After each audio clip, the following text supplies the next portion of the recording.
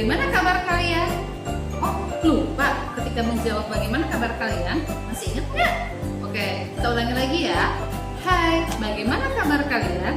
Alhamdulillah, luar biasa, Allahu Akbar. Oke, nah seperti itu, kita harus selalu bersyukur kepada Allah karena kita masih dalam keadaan sehat walafiat ya. Dan mudah-mudahan jika di antara kita atau saudara kita, orang tua kita ada yang sedang sakit, semoga segera Allah beri kesembuhan dan Allah angkat penyakitnya. Dan kita juga berdoa semoga pandemi ini bisa segera usai sehingga kita bisa bersama-sama kembali di sekolah, berkumpul kembali ya. Tetap bersabar di rumah saja dan tetap jaga kesehatan. Oke, hari ini sebelum memulai pembelajaran, Ibu mau mengubah mindset kita. Mindset kitanya bagaimana ya caranya? Oke, sekarang kalian duduk bersila ya, duduk bersila, posisikan kameranya atau handphonenya bisa terdengar dengan jelas ya. Duduk bersila. Oke, kalau sudah duduk bersila, silahkan kalian pejamkan mata kalian pelan-pelan, pelan-pelan, nikmati cara memejamkannya ya. Hanya mendengar suara gunung saja. Oke, pelan-pelan saja pejamkan.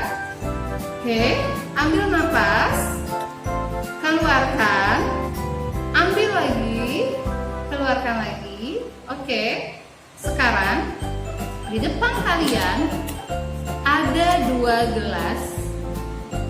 Gelas itu berisi air putih ya. Gelas yang pertama, silahkan kalian masukkan jeruk nipis ya, jeruk lemon. Bayangkan kalian mengambil gelas, ambil gelasnya, dibayangkan ya, ambil pakai tangan kanan kalian gelasnya, kemudian kalian ambil jeruk nipis yang sudah dibelah, kalian masukkan jeruk nipis itu ke dalam gelas yang berisi air tadi, terus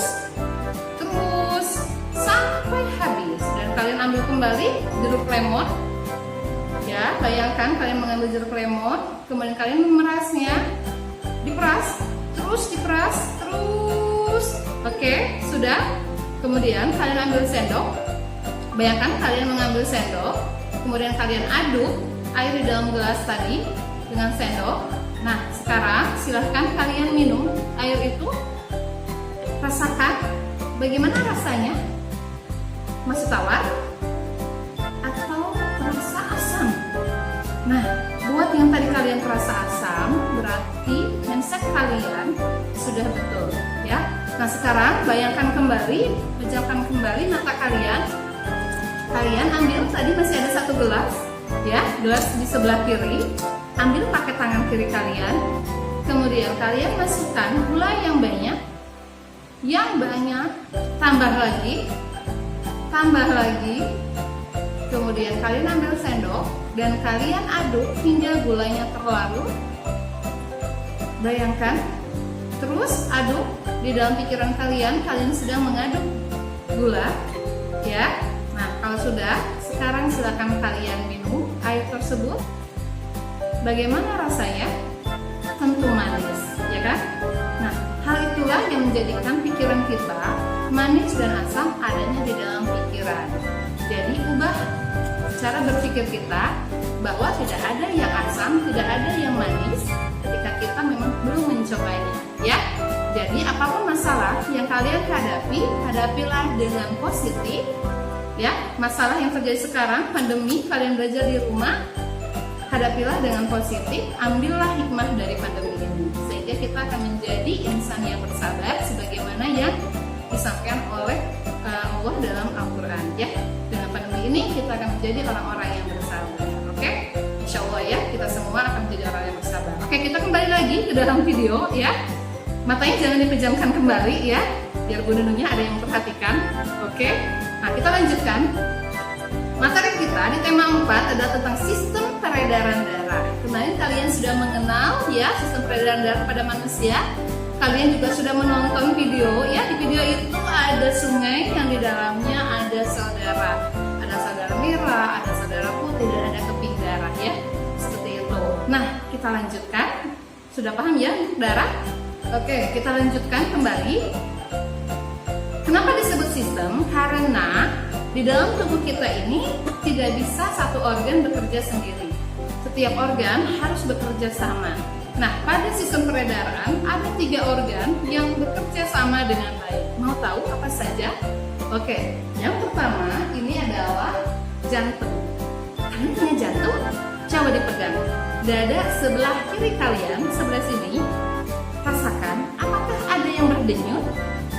Oke, ada ya?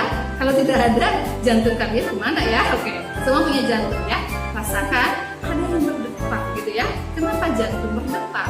Karena fungsi jantung adalah sebagai organ yang berfungsi memompa darah. Darah dari mana? Dari paru-paru. Makanya posisi jantung ada di bagian bawah paru-paru sebelah kiri ya, berdekatan. Jadi darah dari paru-paru akan dibawa ke jantung, kemudian akan dipompa dan dialirkan ke seluruh tubuh. Nah, tadi organ yang pertama apa? Betul sekali, jantung ya. Organ yang kedua adalah seperti ini. Nah, ini organ yang kedua kita adalah pembuluh darah. Tadi Bu Nunung bilang habis dipompa oleh jantung akan dibawa. Nah, yang bawa itu siapa? Yang bawa itu adalah pembuluh darah. Yang kemarin kalian lihat di video seperti aliran sungai ya. Tapi nggak seperti itu sih. Di dalam tubuh kita itu pembuluh darah itu sangat kecil. Nah, seperti ini mungkin kalian bisa lihat ya. Coba kalian lihat tangan kalian seperti ini. Nah, tangan Bu Nunung lihat di sini. Nah, ini ada yang warnanya biru ungu ya, yang tebal, dan ada yang di bagian dalam yang kecil sekali gitu ya. Itu namanya pembuluh darah. Ini yang paling mudah kita lihat ya. Pembuluh darah kita tuh tidak selalu di bagian sini. Ada juga di bagian sini, ada di bagian paha, ada di bagian dekat ketiak ya, banyak sekali. Nah, seperti ini, belum lihatin lagi pembuluh darah kita itu. Tadi kalian lihat di sini pembuluh darah kita ada 2 ya. Nah, di sini kita juga ada punya 2. Yang pertama yang terlihat di bagian depan ini yang warnanya ungu banget, ini namanya pembuluh pena atau kita sebut pembuluh balik. Sedangkan yang bagian kecil di dalam namanya pembuluh nadi atau kita kenal dengan nama arteri. Tadi apa pembuluhnya? Pembuluh nadi atau kita kenal dengan nama arteri. Dan yang kedua pembuluh pena atau kita kenal dengan pembuluh apa? Bali. Betul sekali ya. Sedangkan yang ketiga, organ peredaran darah yang ketiga adalah ini, darah yang kita sudah pelajari kemarin ya. Masih ingat kan? Darah kita ada apa aja? Ada plasma darah dan ada sel darah.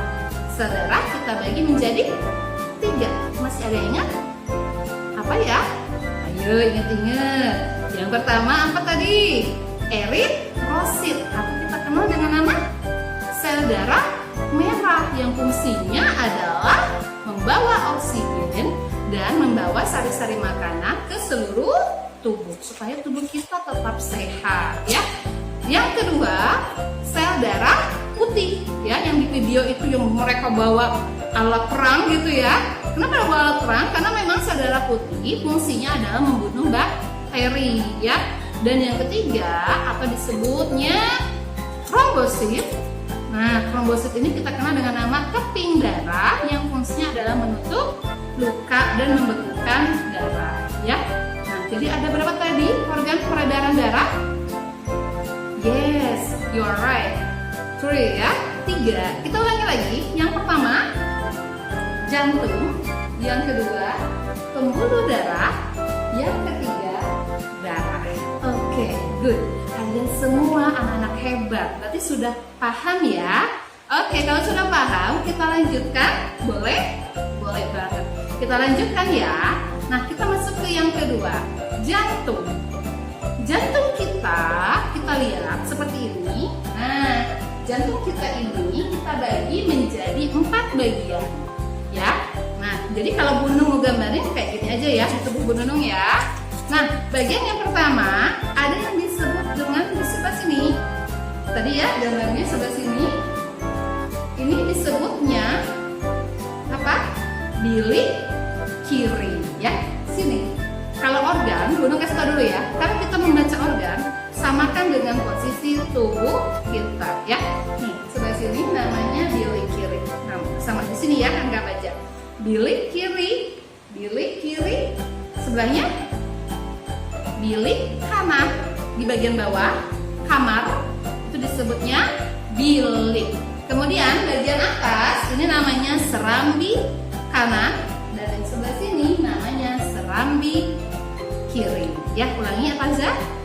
Bilik kanan, oh salah, bilik kanan, bilik kiri, serambi kanan, serambi kiri.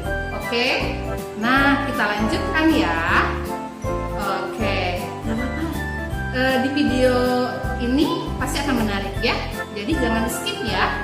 Oke, kita lanjutkan. Nah, tadi sudah mengenal organ pada jantung. Bu, kok ada serambi, ada bilik, emang nggak bercampur tuh Bu darahnya? Kan di darah kita itu ada darah yang mengandung CO2 dan ada darah yang mengandung O2. Betul sekali pertanyaannya. Tidak akan bercampur.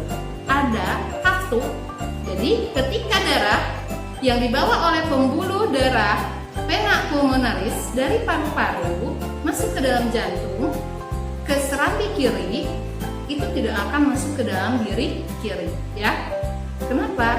Nanti mereka akan masuk ketika si serambi kiri sudah penuh, maka akan masuk ke dalam bilik kiri. Oke, seperti itu. Jadi ada katup yang memisahkan bilik kanan dan bilik kiri, ya, seperti itu. Kita akan mulai masuk ke sistem peredaran darahnya, yaitu dibagi dua, peredaran darah besar dan peredaran darah kecil.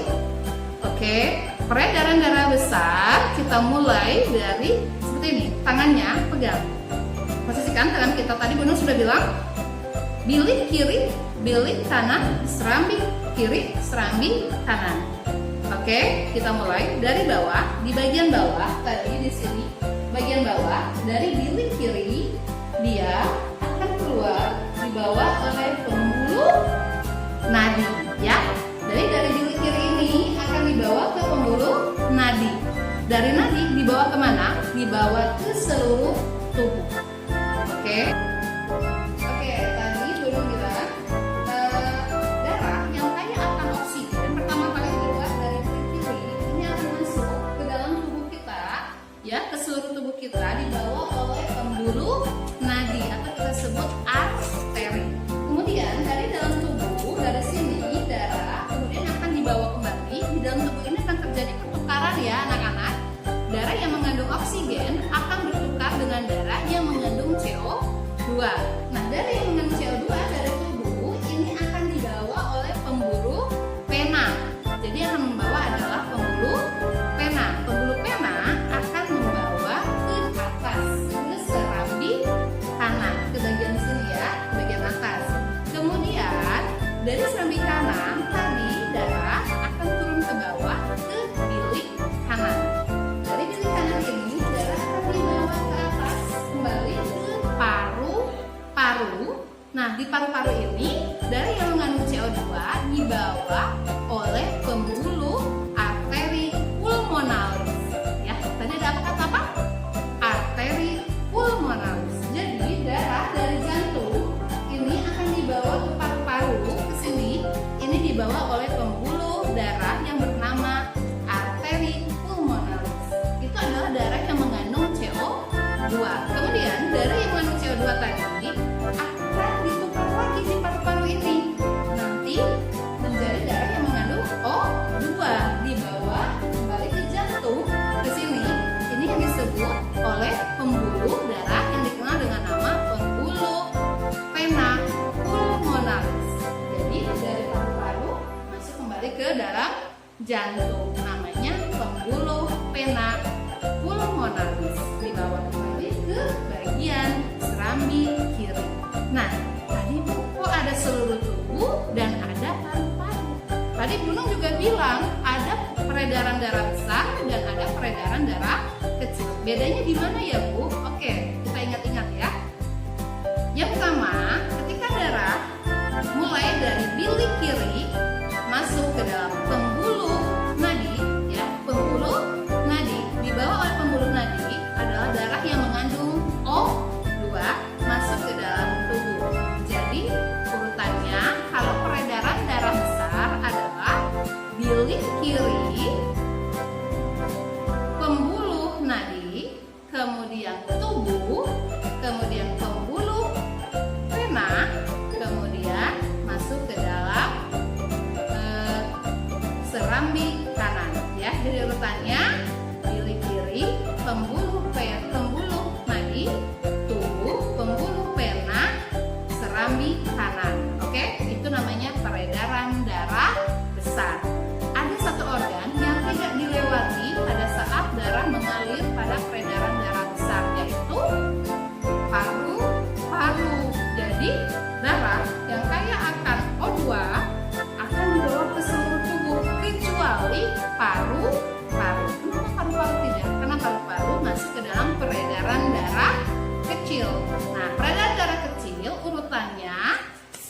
bilik kanan.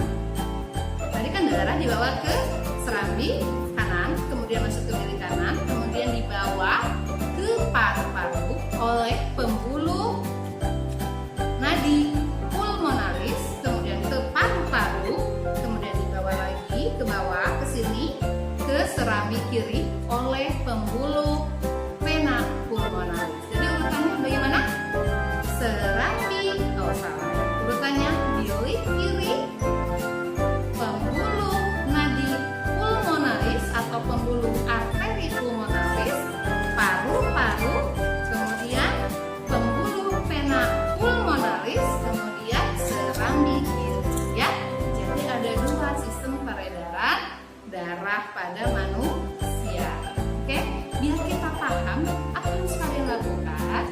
Nah, silakan latihannya. Oke, perhatikan kalimat dari Gunung. Latihannya, silakan kalian membuat gambar di buku gambar, ya, di buku gambar.